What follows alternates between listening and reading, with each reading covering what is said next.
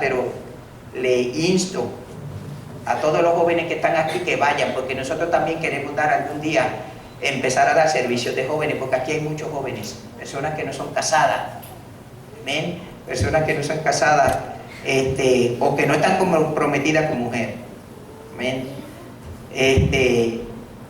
Quiero que vayan a este servicio. Si quieren ir conmigo, yo voy a estar aquí a las 6:30, y a las 6:30 salimos de aquí. Yo voy a estar desde antes y nos vamos para allá, para Dayton.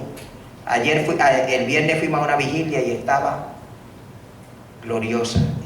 Dios se dejó sentir en los cánticos y demás, y estaba bueno aquello allí. Salimos a las 12 de la noche.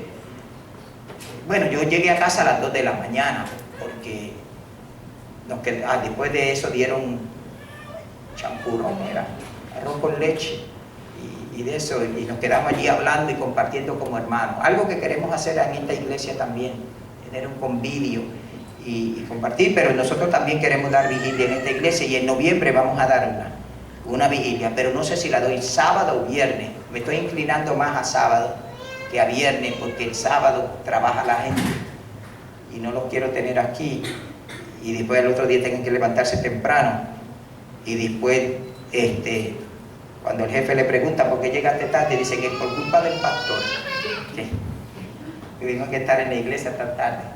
Pero voy a ver si la hago el sábado para el domingo, y como el domingo damos el servicio tarde, como a las 1:30, pues le da tiempo de dormir sus 8 horas fácil.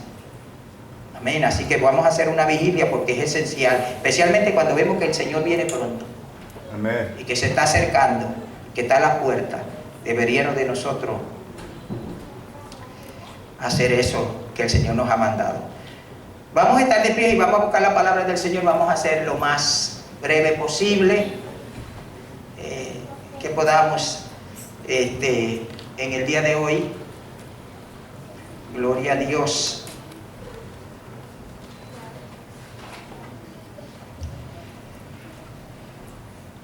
A todos aquellos que nos escuchan a través del internet, Dios les bendiga, Dios les guarde. Gloria a Dios. Ellos también están invitados a que oren. Si necesitan oración, pues nos pueden llamar al número de la iglesia. El tema de hoy va a ser el gigante que David mató. ¿Cuál era el gigante que mató David? Hola. ¿Quién? ¿Qué miedo tienen de decirlo y todos lo saben? ¿Cuál fue el gigante que David mató? Goliat. Pero ¿me pueden decir cuál fue el gigante que mató a David? ¿Ah? El pecado. El miedo, el pecado. Ustedes están ahí en línea. Ustedes están en línea. Vamos a ver. Pero ese es el tema. Yo doy temas a veces para no salirme del tema y quedarme ahí y que ustedes me puedan seguir. Vamos a estar de pie y leemos la palabra del Señor, y en Segunda de Samuel, capítulo 11. Capítulo 11 de Segunda de Samuel. Amén.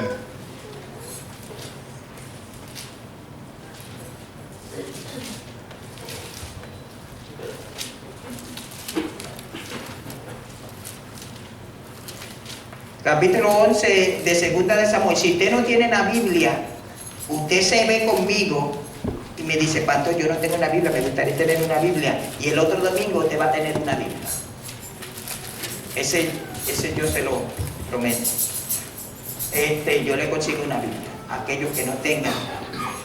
Gloria a Dios.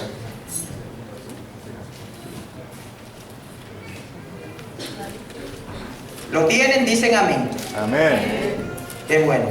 Leemos en el nombre del Padre, del Hijo y del Espíritu Santo. Amén. Aconteció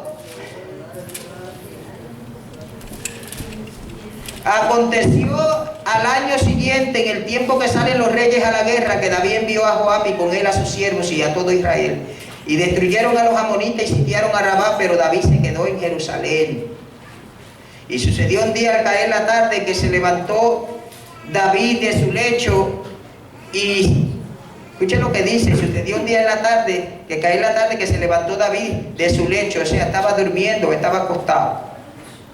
Y se paseaba sobre el terrado de la casa real y vio desde el terrado a una mujer que se estaba bañando, la cual era muy hermosa. Envió David a preguntar por aquella mujer y le dijeron: aquella es Bersabé, hija de Eliam, mujer de Urías Eteo. Y envió David mensajeros y la tomó y vino a él, y él durmió con ella. Luego ella se purificó de su inmundicia y se volvió a su casa y concibió la mujer y envió a decírselo a David, diciendo: estoy encinta. Padre, venimos delante de tu presencia en el nombre de Jesús. Queremos aprender una lección de David, de su humanidad, Dios mío, siendo un hombre de Dios, Señor. Padre Santo, Padre Eterno, que aprendamos una lección, Padre Santo, como el pecado a veces nos ataca, los gigantes a veces atacan, Señor. Padre Santo, y si no nos cuidamos, nos pueden destruir. Señor, yo te suplico que tu palabra vaya y haga y entre, halle cabida en cada corazón, Señor, en el nombre maravilloso de Jesús. Amén. Amén. Amén. Pueden sentarse.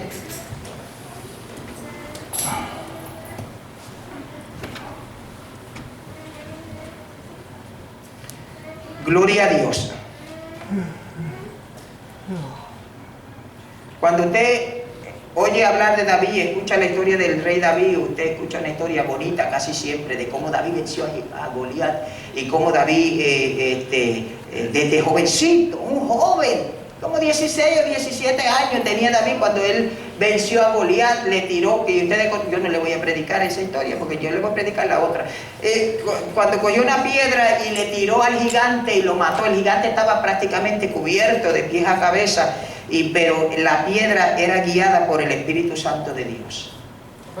Amén. Él agarró 5 piedras, pero solamente usó una. Porque Dios siempre da en abundancia. Y con esa sola piedra mató al gigante que estaba aterrorizando al pueblo de Dios. Este gigante estaba aterrorizando al pueblo de Dios. El pueblo de Dios, hermano, ni quería salir. Los ejércitos se enfrentaban uno aquí, otro aquí. Y el gigante se paraba en medio, medía como 10 pies. Se paraba, tenía un muñequito al lado, un paje de armas que le cargaba el escudo y a veces la lanza o la espada, y ahí estaba el paje de armas y aquel gigante enorme y todo el pueblo allá temblando, literalmente, hermano, dice la Biblia, temblando estaba el pueblo de Israel y los atemorizaban. 40 días estuvo el pueblo de Israel temblando y 40 días estuvo este gigante desafiando a Israel hasta que vino David, tiró una piedra, una onda, le dio vuelta y la onda llegó directamente hasta el único sitio, la única parte del cuerpo que este gigante tenía abierta, que no estaba cubierta con un gorro, con un yelmo, con nada, en la misma frente. Y dice la Biblia que David, cuando tiró esa piedra se clavó en la frente de Goliat y Goliat cayó. Quizá no había muerto todavía, so David quería estar seguro de que el gigante estaba muerto. Muchas veces nosotros decimos la piedra lo mató, pero después dice que David terminó de matar al gigante cortándole la cabeza. Y el pueblo de Israel entonces se volvió siempre que tiene que haber alguien que esté dispuesto a pelear por el pueblo de Dios, siempre tiene que haber alguien que esté dispuesto a pelear por el pueblo de Dios, a ir donde otros no se atreven a ir, a hablarle a otras personas que a veces nosotros no nos atrevemos a hablar. Y David era todo el pueblo temblando con miedo, y David era aquel niño, aquel muchacho que se atrevió a ir hasta donde estaba aquel gigante. Déjenme, ¿quién se cree este gigante que es desafiando a los ejércitos de Israel? o a los ejércitos de Jehová. Yo lo agarro ahora. Y se fue como una onda y el gigante se rió de él y lo miraba, lo menospreció. Dice la Biblia que tú sales a mí con palo como si yo fuera un perro. Y el gigante le fue a caer encima para matarlo, pero David estaba tanto... allí estaban grandes hombres del ejército de Israel temblando, y un niño, amado hermano. A veces eso es lo que hace falta a veces en la iglesia. Alguien que se atreva. Alguien que se atreva a desafiar, a enfrentar a los ejércitos del enemigo, porque el enemigo le hace guerra constantemente a la iglesia. Y deberíamos de pararnos firme. Ojalá hayan 10 y 20 y no solamente uno. En el pueblo había uno, pero cuando ese uno se levantó y empezó a hacer lo que Dios quería que él hiciera, todo el demás pueblo cogió ánimo y empezó a perseguir a todo aquel ejército. Todos se levantaron. Eso conocemos nosotros de David. Un muchacho, un rey tremendo. Venció a todos los enemigos que tenía y le dio paz a Israel y demás. Todo un tremendo rey. Pero hubo un gigante que mató a David. Espiritualmente hablando, hubo un gigante que mató a David. El diablo se acordó de lo que David le había hecho a su fiel soldado Goliat y dijo: pues yo voy a buscar otro gigante. Un gigante que no sea físico como este gigante. Un gigante que no sea de carne y hueso. Voy a buscar un gigante que esté en David, que salga de adentro de David mismo. Y nosotros lo vemos en la historia de Betsabé, ese gigante que el diablo levantó en David. Y le vamos a explicar por qué ese gigante se levantó. Y el enemigo puso ese gigante dentro de David, lo mató de adentro hacia afuera. No me acuerdo qué pueblo era, pero había un pueblo que estaba luchando con otro pueblo, pero tenían una cerca bien grande, unas murallas tremendas, y ese pueblo, por allá por Grecia, no podía penetrar a este castillo, a este palacio, no lo podían penetrar por nada. No había forma de penetrar ese palacio, no había forma de entrar a él. Pues el ejército enemigo que estaba afuera esperando, tratando de entrar para poseer el castillo y el país, lo que hicieron fue que construyeron un caballo enorme de madera, un caballo gigante de 30 o 40 pies, grande, tremendo gigante de caballo, tremendo. Y lo llenaron de soldados por dentro, metieron como 500, 1000 o lo que fueran soldados dentro de ese caballo. Y esto es historia, esto no es que yo me lo estoy inventando ahí, esto es historia. Los que van a la escuela pues saben que esto es así. Y le regalaron este caballo al castillo que estaba ahí, y jalaron el caballo y lo metieron hasta dentro del castillo, y después de noche, bien de noche, salieron todos los soldados, ya estaban adentro. Salieron todos los soldados y atacaron el palacio y el castillo y mataron a toda la gente y se quedaron con todo. Eso es lo que muchas veces trata de hacer el diablo con nuestras vidas, amado hermano, cuando nosotros lo conocemos a él y conocemos parte de sus maquinaciones que nosotros vemos por fuera muchas veces, pero las que están dentro combatiendo con nosotros, porque a veces el valle de batalla más grande que nosotros tenemos, amado hermano, no es el que está allá afuera. A veces el valle de batalla la batalla más grande que nosotros estamos combatiendo es la batalla de nuestra mente.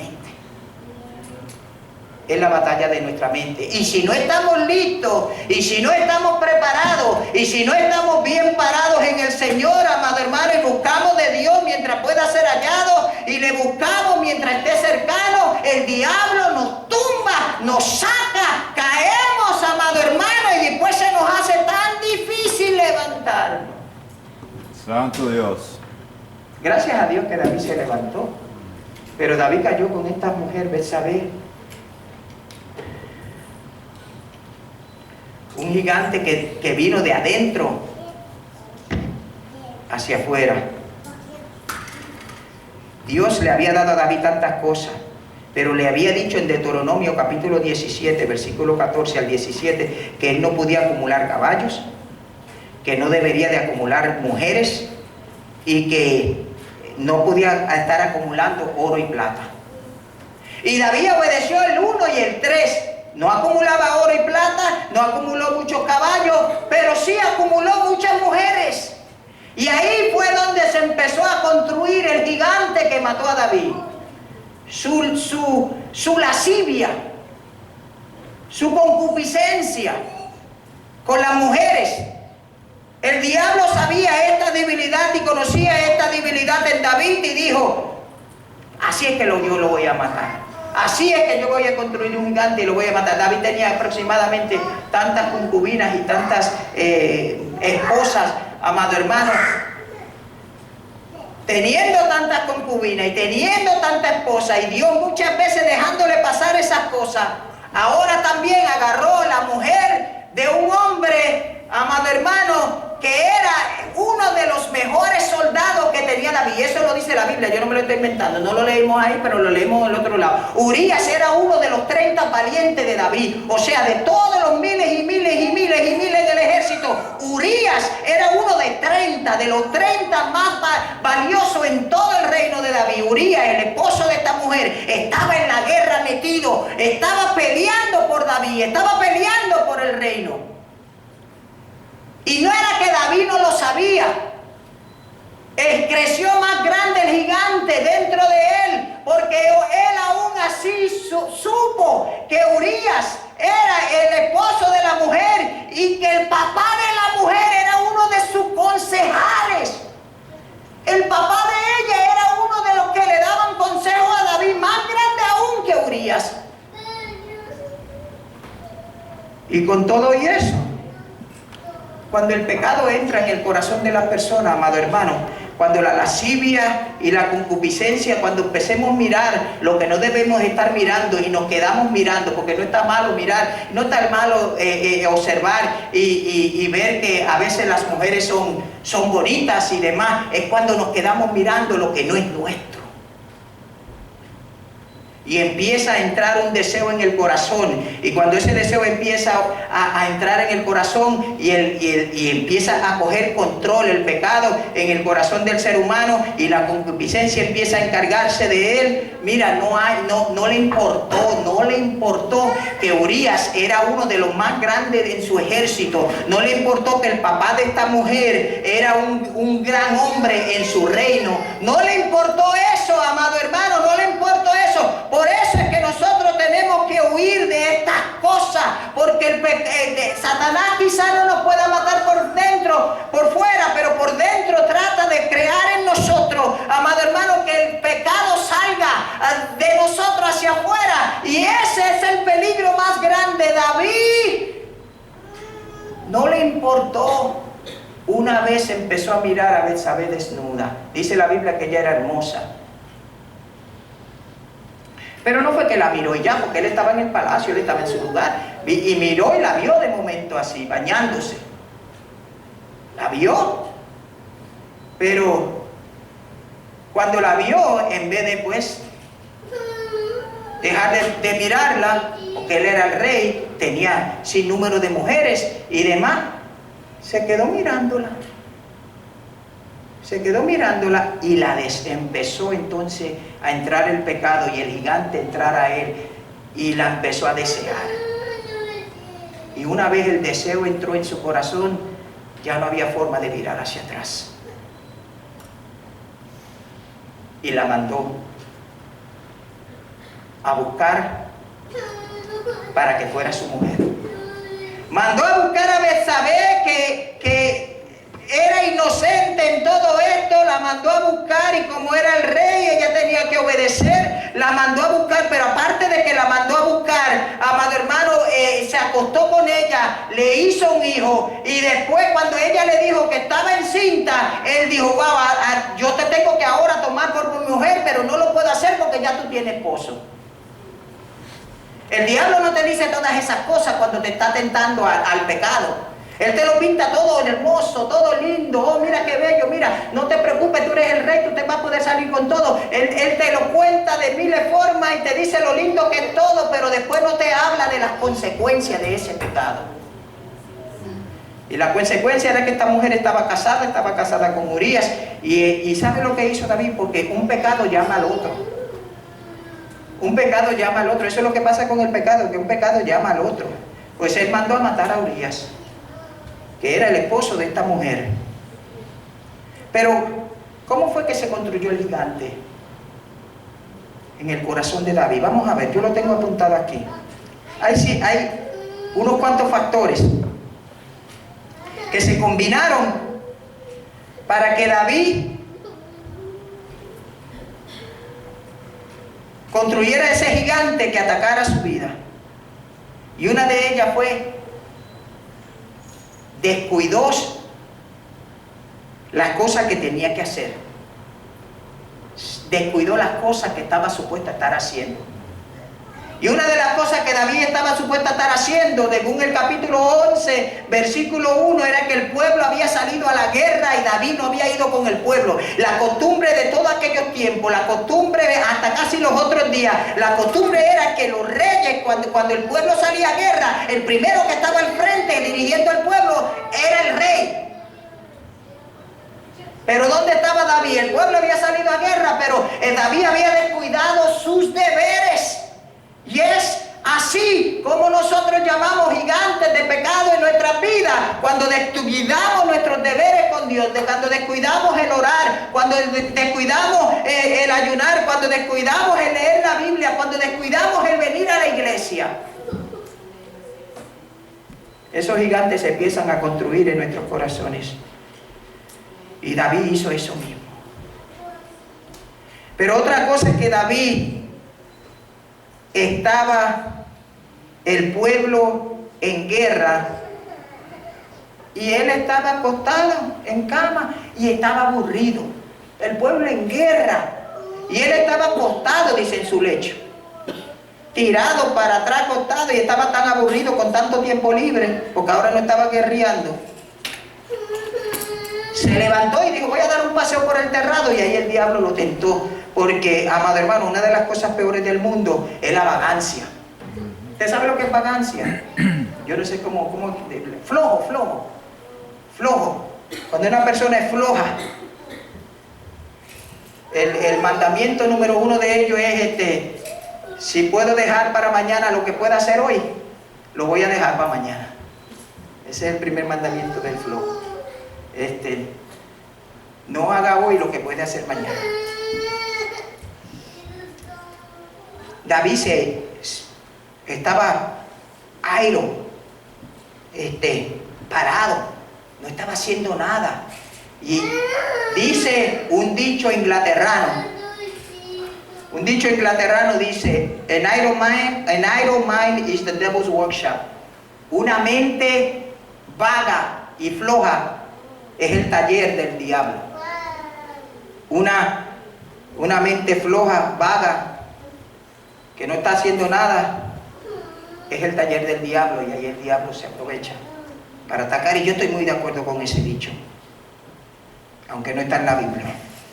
Muchas veces por donde primero ataca el enemigo es por la mente. Cuando tenemos la mente desocupada, no la tenemos ocupada en nada. En nada. Otra de las cosas que hizo construir este gigante era el éxito que tuvo David. David tenía un éxito absoluto, victoria tras victoria sobre enemigos, sobre Israel.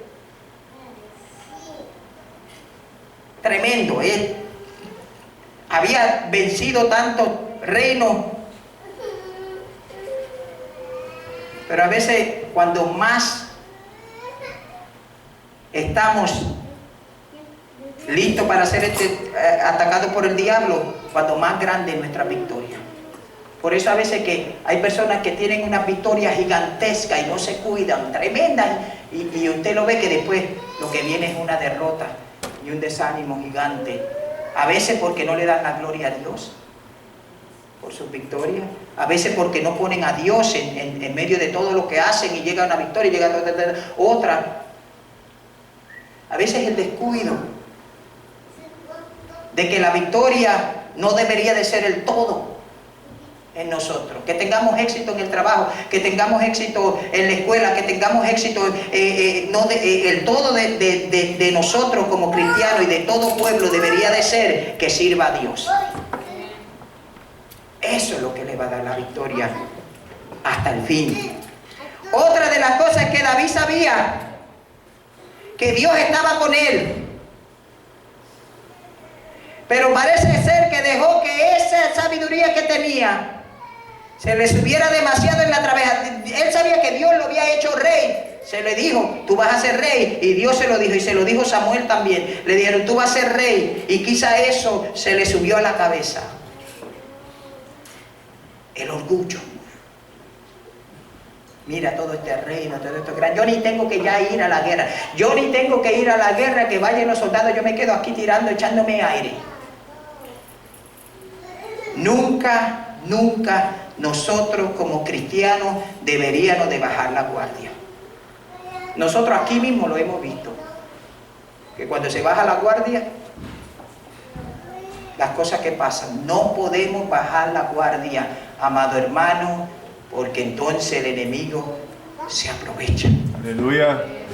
Y el orgullo es una de las cosas que más hace que bajemos nuestra guardia.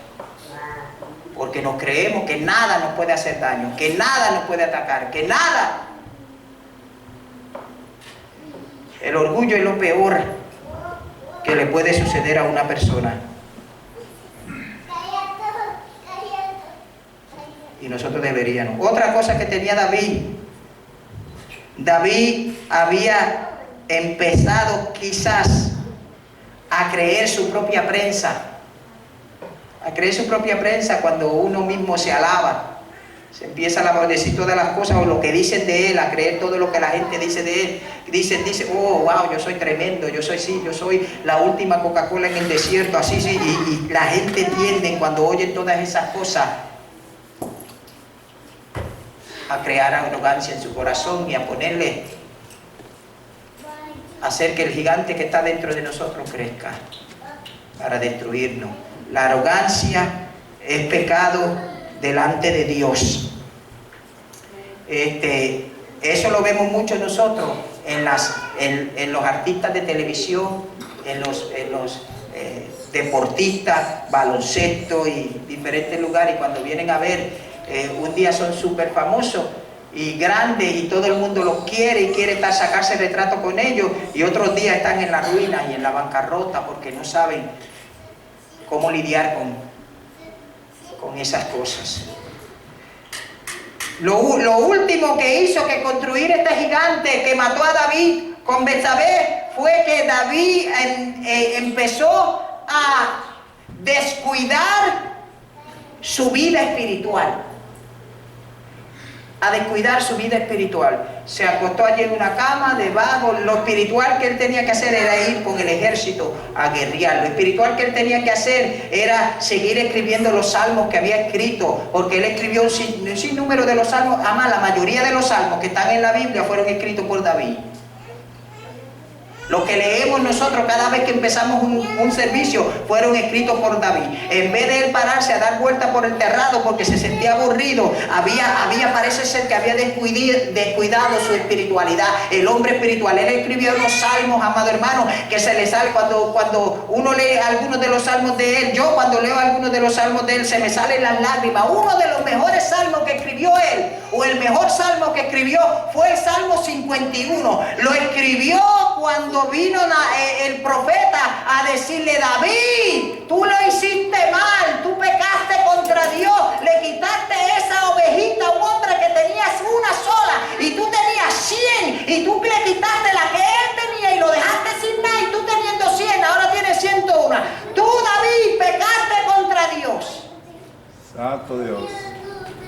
Y después mataste al esposo de ella. Pecaste continuamente contra Dios. Y ahí fue cuando David se dio de cuenta. Y uno de los salmos de toda la Biblia, el mejor Salmo 51, cuando David se tira en el altar de Dios, porque por eso es que la Biblia dice que David era de acuerdo al corazón de Dios, porque David sabía arrepentirse. David sabía pedirle perdón a Dios cuando lo hacía mal. Y escribió Salmo de David cuando después que se llegó a Betsabé vino a él Natán el profeta. Y le dijo, tú le hiciste mal. Y David dijo, se tiró en el altar de Dios y se agarró de los cuernos del altar y dijo, ten piedad de mí, oh Dios, conforme a tu misericordia. Conforme a la multitud de tus pecados, borra mis rebeliones, lávame más y más de mi maldad y límpiame de mi pecado, porque yo reconozco mis rebeliones y mi pecado siempre está delante de ti. Contra ti solo he pecado y he hecho lo malo delante de tus ojos.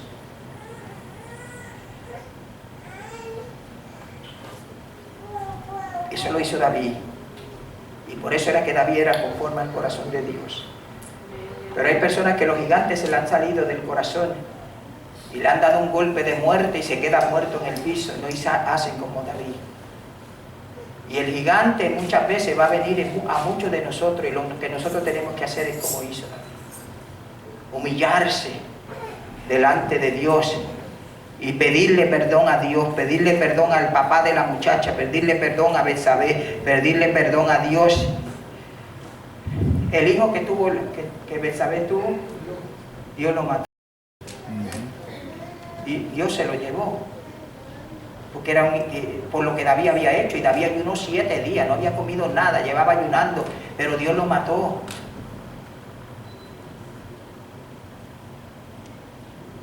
Y luego Dios se llevó.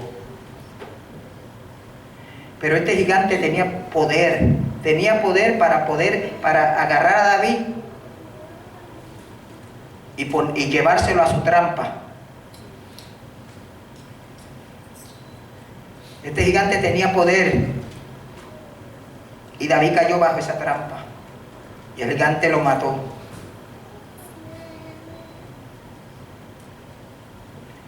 El primer paso que usted y yo tenemos que tomar cuando estamos ya para ser atacados por nuestros propios gigantes es humillarnos delante de Dios y reconocer lo que hicimos y pedirle perdón a Dios. Y Dios, que es tan misericordioso, Dios que es tan grande, Dios que es tan maravilloso, Dios que es tan bueno, nos perdona. Amén. Pero este gigante no solamente atrapó a David, este gigante tenía el poder para borrarle el razonamiento a David. David perdió toda razón, le dijeron, mira, él es el Urías, el que te fue a buscar agua en el desierto, pues se metió en el campo de los enemigos, uno de ellos, él era. Y tú lo vas a matar, lo mataste. Pierde el razonamiento, el gigante de la concupiscencia y de la lascivia, del deseo carnal, tiende a hacer que las personas pierdan su razonamiento y pierdan todo.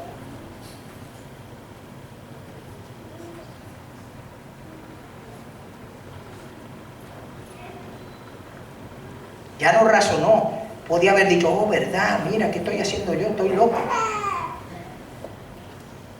Pero no, la lascivia se había apoderado de él de tal forma. No le importó que aquella mujer, ese pecado tiende a atacar más a los hombres que a las mujeres. Pero nosotros tenemos que acordarnos, es que toda mujer es una madre, es que toda mujer es una hermana, es que toda mujer es una hija, y que nosotros tenemos que estar cuidando nuestras vidas, amado hermano, porque el daño que podemos hacer es en muchos casos irreparable. Ese es el razonamiento que nos da Dios cuando seamos tentados.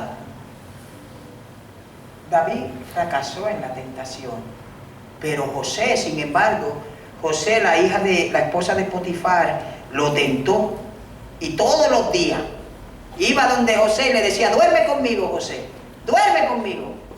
Y José, no, ¿cómo voy a hacer si mi amo me ha dicho que todo lo que está en esta casa es mío, menos tú? menos tú.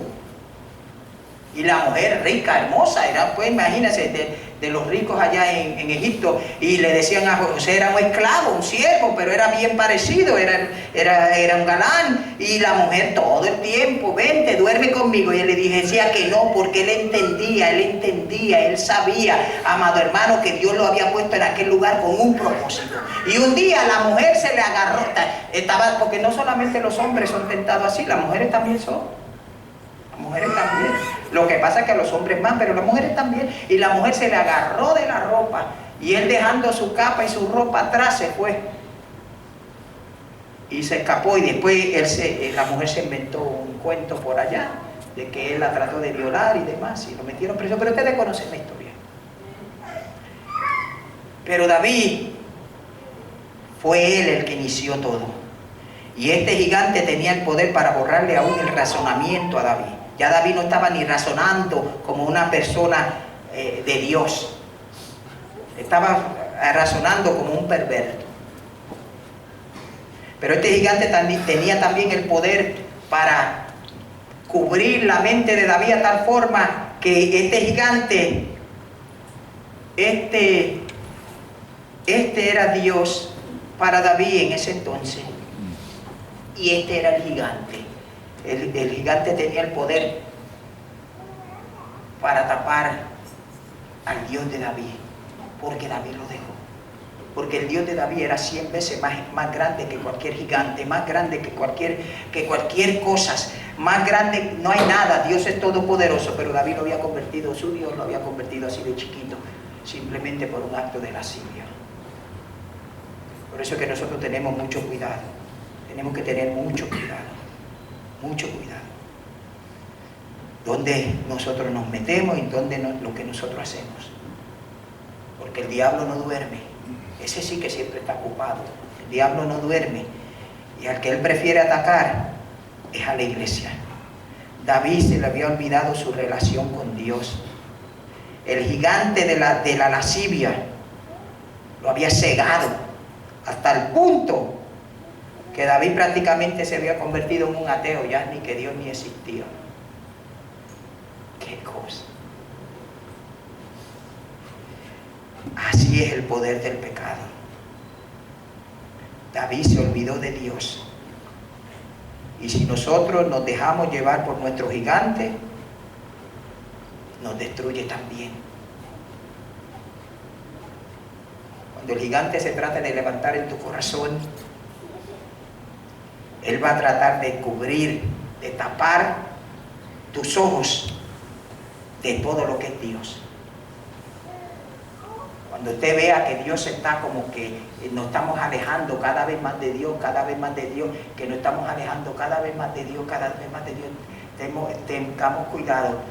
Cuando estamos sintiendo que Dios está cada vez más lejos, tengamos cuidado, porque Dios siempre está ahí. El que nos estamos marchando hacia atrás somos nosotros. Busquemos cada día más de Dios. Busquemos las cosas de Dios. Yo a veces me pongo a pensar que la sociedad hispana es una de las más que cae en este pecado. Los hispanos. Por eso usted los ve a veces que cambian más de mujeres que de ropa. Hello, no se me duerman. Ustedes saben que es verdad. Y eso es pecado delante de Dios. Eso es pecado. Por eso es que de vital importancia que los gigantes que nosotros vencemos, cuando primero aparezcan, podamos vencerlo para que no sigan atacando nuestra mente. Si lo paramos ahí en la mente, si lo paramos acá arriba, no va a salir en lo físico, porque aquí lo paramos, lo reprendimos. Aquí. Ya entonces en lo físico no sale y nosotros podemos vencer.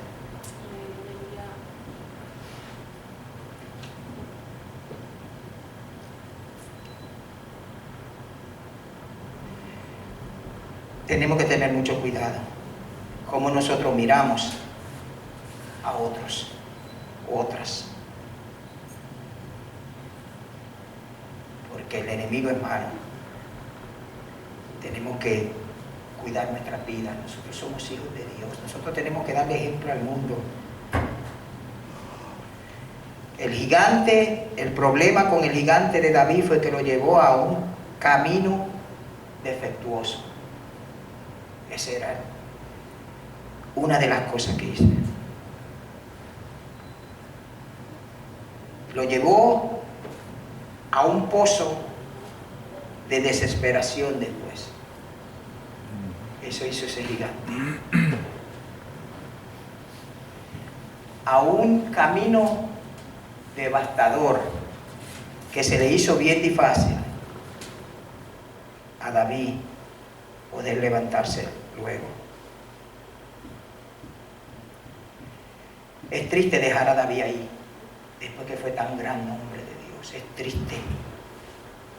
Por eso le dije lo del Salmo 51, como David luego se arrepintió. Dice que lloró tan amargamente. Cuando el hijo se le murió, él no ayunaba para que Dios levantara al hijo, pero quizá dentro de su corazón ya él sabía que Dios no le iba a levantar al muchacho. Pero se tuvo sin comer. Pero después que mataron al muchacho, que Dios se llevó al niño para el cielo, porque necesitaba un angelito allá, se lo llevó para el cielo, entonces David se levantó y comió. Y entonces, cuando David se arrepintió de verdad se arrepintió a Dios. Dios le dio otro hijo de Betsabé, llamado, creo que era Obed, no me acuerdo ahora. Pero ese hijo de David, se llamaba Salomón. Yo no sé de dónde saqué Obed. Ese fue el hijo segundo de Betsabé, Salomón, que fue uno de los reyes más ricos, más sabios en toda la historia de la Biblia. ¿Por qué Dios hizo eso? Por lo bueno que es Dios, y Dios no se acuerda de nuestros pecados. Y los entierra en lo profundo de la mar. Y después que lo entierra en lo profundo de la mar, amado hermano, decía Corrie ten Boom, una judía que vivía en los campos de concentraciones de los nazis. Ella escribió, una vez salió del campo, que Dios enterraba nuestros pecados en la más profunda. Y eso lo dice la Biblia. Amén. En lo más profundo de la mar. Y ella le añadió y dice que puso un rótulo que dice: se prohíbe pescar. Porque nosotros no deberíamos de estar pescando los pecados pasados. Porque sí, Dios perdona nuestros pecados, pero Dios no quiere que nosotros los volvamos a repetir y a pescar. Lo tiró en la profunda de la mar y nos pegamos a pescar. Bueno, pescar ese pecado otra vez. Y cometemos el mismo pecado otra vez. Eso Dios no lo perdona. Dios perdona tus pecados cuando tú verdaderamente te arrepientes delante de Dios y le dices: Señor, yo quiero vivir mi vida para ti. Porque no hay una vida mejor que vivir la vida en Cristo Jesús. Amén. Respetamos a nuestras esposas. Mamá, después de los años que Dios, aunque Dios no estaba de acuerdo que los reyes tuvieran 100 esposas, ni 500, ni de nada, pero no era prohibido. Pero después, en el Nuevo Testamento, él sabía lo horroroso que es eso para los matrimonios, y le dice al hombre que el hombre sea marido de una sola mujer. ¿Lo dice o no lo dice? Amén. Y que la ame y la honre como a su propio cuerpo. Y que la ame, no la trate como un mueble, porque el machismo que hay enterrado en el corazón de los hispanos, amado hermano, da vergüenza de verdad como cristianos nosotros agarrarnos a ese machismo. Las maltratamos, ¿con qué no la hacemos a nuestras mujeres? Cuando las deberíamos de amar y demás. Nos compramos traje nuevo nosotros, le compramos 2 a ella. ¿Ah?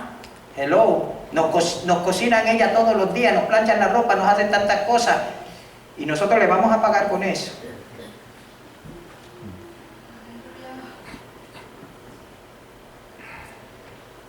La mujer es un regalo de Dios.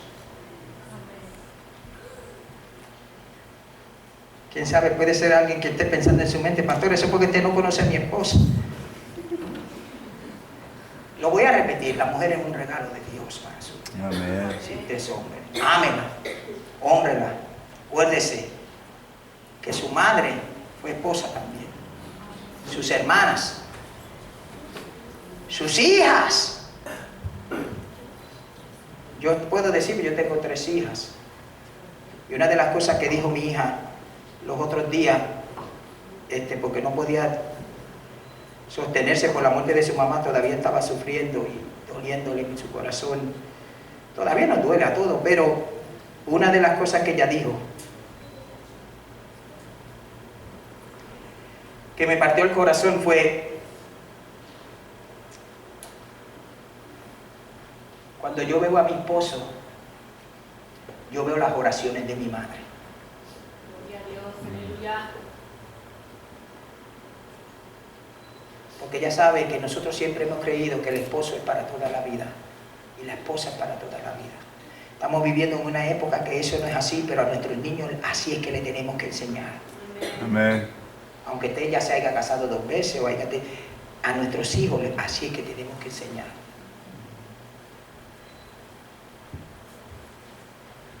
Y se mejoran las cosas. Si no, si le enseñamos como nosotros éramos, como nosotros somos, las cosas no se arreglan. Yo estuve 38 años casado con Monse. Me acuerdo que a los 20 años de yo estar casado con ella, yo estaba sentado con ella en el sofá y yo la estaba mirando y ella se puso roja, porque yo la estaba mirando y se puso roja y me dijo: wow, tú me estás mirando cuando me miraba cuando primero me conociste. Eso me dijo. Y yo dije: es verdad, te amo aún más que el día que primero te conocí. Eso es lo que quiere Dios con los matrimonios. Eso es lo que quiere Dios. Para que el diablo no nos tiente, para que el diablo no nos esté tentando. Eso es lo que quiere Dios con los matrimonios, con los hombres, con las mujeres. Para que el enemigo no se esté inventando tantas cosas, de que ahora hombres con hombres se casan y mujeres con mujeres se casan. Y el hombre dice que es mujer. Y los otros días salió en la televisión y que un hombre dando a luz. Son una barbaridad, son un disparate, son una mentira del mismo infierno. Y dejar que los niños escojan lo que son. No, si los niños no saben nada. Bueno, los niños aquí yo los amo mucho, pero un día quieren ser vaqueros y otro día quieren ser indios. Y un día quieren ser rey, otro día quieren... No, pues a los niños no se les puede dar el coger eso, porque los niños no saben. Pero cuando estas cosas suceden dentro, en la sociedad, por eso es que la sociedad, las otras cosas se empiezan a dañar también en ella. Y nosotros, no importa la posición que tomemos religiosamente, nosotros tenemos que defender la familia. Amén. Con entender y conocer que nosotros somos pro familia hasta la muerte. Pro familia. Si algún día Dios nos ha tentado y cometieron un pecado, hicieron algo, pues ya eso pasó y Dios lo perdonó. Ahora tenemos que vivir para Dios. Dios les bendiga. Amén. Dios les guarde. Amén. Todavía estamos contentos, ¿verdad? Amén. Todavía aman a su pastor, ¿verdad? Amén. Vamos a estar de pies. Y vamos a orar. Vamos a orar por las familias. Vamos a orar por las familias para que Dios para que Dios obre en nuestra familia y obre en nosotros. Nos dé sabiduría para vivir la vida cristiana, nos dé sabiduría para vivir para Dios, nos dé sabiduría para vivir, para tratar bien a nuestros semejantes, nos dé sabiduría para que cuando venga el gigante a tratar de crearse dentro de nosotros le podamos cortar la cabeza también. No dejemos que el enemigo ate nuestras mentes, no dejemos que el enemigo nos destruya de adentro hacia afuera, sino que como lo confrontamos afuera, lo confrontemos por dentro también. Y Dios nos va a bendecir. Padre, yo vengo ante tu presencia en el nombre de Jesús. Yo he predicado tu palabra. Padre, yo te suplico, Dios mío, mira estas vidas que están aquí, muchos matrimonios, Dios mío. Yo te suplico en el nombre de Jesús, Padre Santo, que tú bendiga estos matrimonios. Padre, mira los matrimonios, Padre Santo, y las personas que viven, Padre Santo, pero no están casados. Señor, bendíceles, Señor. Yo te suplico en el nombre de Jesús que ellos tomen esa decisión para bendecir a su familia, que tomen esa decisión para arreglarse contigo, que tomen la decisión de decir: pastor, cáseme, yo me quiero casar porque quiero estar bien ante la presencia de Dios. Que podamos tomar esta decisión como iglesia, Señor. Que podamos tomar estas decisiones, que le podamos ayudar a tomar estas decisiones, Padre Santo, para bendecir esta sociedad y para que tú bendigas la sociedad y tú bendigas a nuestra familia, a nuestros hijos, nuestros familiares, nuestros seres queridos, para que tú hagas de nosotros un ejemplo de lo que es ser cristiano. Señor, en el nombre de Jesús yo te lo suplico y te lo imploro. Mira estas vidas, Señor. Mira esta iglesia que tú has puesto en mis manos, Señor. Yo voy a seguir predicando tu palabra, Dios mío. Yo la voy a seguir predicando como es, Señor, porque, Padre Santo, tú eres mi Dios. Y tu palabra es clara en muchas cosas, Señor. Yo te suplico que tú bendiga esta iglesia y que tu palabra penetre a cada corazón, Señor. Penetra tu palabra a cada corazón y afírmala, Señor, en el nombre de Jesús. En mi corazón también, Señor. Gracias porque tú me hablaste. Gracias porque tú has perdonado. Padre Santo, soy simplemente un pecador perdonado. Gracias, Señor. Gracias. En el nombre maravilloso de Jesús. Amén. Yo quisiera cantar un corito. La hermana Isabel no, yo. Cantar, y si alguien necesita la oración por su matrimonio, alguien necesita la oración porque el diablo lo quiere tentar, por lo que sea, no importa, pase, queremos orar por usted para que Dios lo bendiga, para que usted pueda vencer todo gigante que se quiera levantar a destruir.